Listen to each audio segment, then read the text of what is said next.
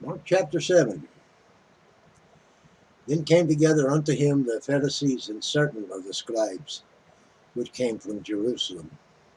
And when they saw some of his disciples eat bread with defiled, that is to say, with unwashen hands, they found fault. For the Pharisees and all the Jews, except they wash their hands oft, eat not, holding the tradition of the elders.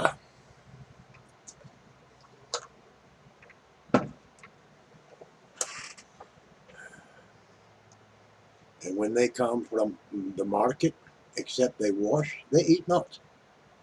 And many other things there be which they have received to hold, as the washing of cups and pots, brazen vessels, and of tables.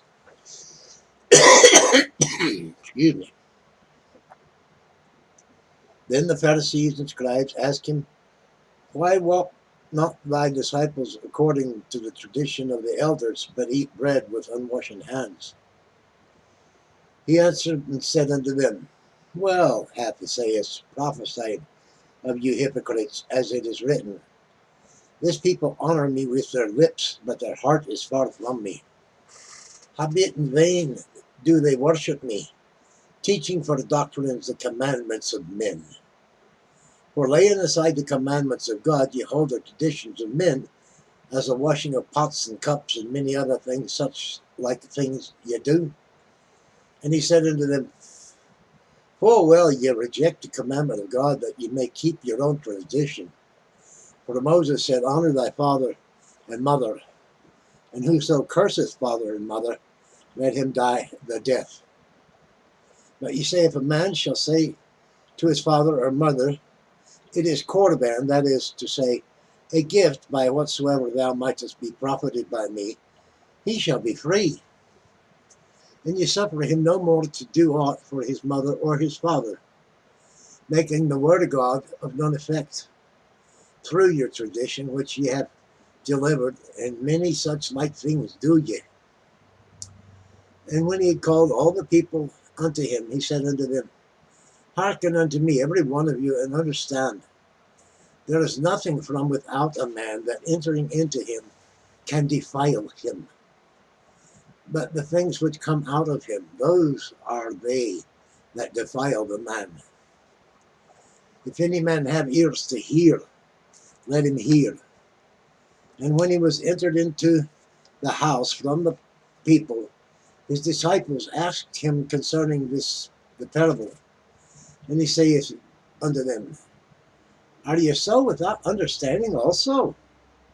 Do ye not perceive that whatsoever thing from without enters into a man, it cannot defile him, because it enters in not into his heart, but into the belly, and goeth out in the draught, purging all meats?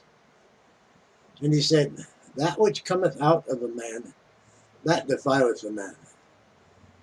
For from within all out of the heart of men proceed evil thoughts, adulteries, fornications, murders, thefts, covetousness, wickedness, deceit, lasciviousness, an evil eye, blasphemy, pride, foolishness. All these evil things come from within and defile the man. And from thence he arose and went into the borders of Tyre and Sidon, and entered into an house, and would have no man know it, but he could not be hid. For a certain woman whose young daughter had an unclean spirit heard of him, and came and fell at his feet. The woman was a Greek, a Syrophoenician by nation, and she besought him that he would cast forth the devil out of her daughter. But Jesus said unto her, Let the children first be filled, for it is not meet to take the children's bread and to cast it unto the dogs. And she answered and said unto him, Yes, Lord, yet the dogs under the table eat of the children's crumbs. And he said unto her, For this saying, go thy way, the devil is gone out of thy daughter. And when she was come to her house, she found the devil gone out, and her daughter laid upon the bed. And again, departing from the coasts of Tyre and Sidon, he came unto the sea of Galilee, through the midst of the coasts of Decapolis. And they bring unto him one that was deaf, and had an impediment in his speech. And they beseech him to put his hand upon him. And he took him aside from the multitude, and put his fingers in his ears, and he spit and touched his tongue, and looked up to heaven. He sighed, and saith unto him, Ephrathah, that is, be opened. And straightway his ears were opened, and the string of his tongue was loosed, and he spake plain.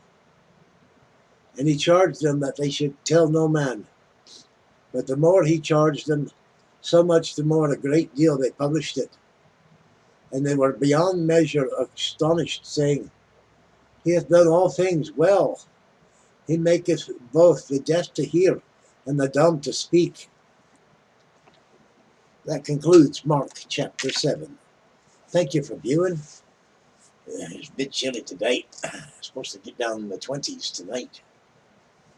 And it's already cooling off in this building.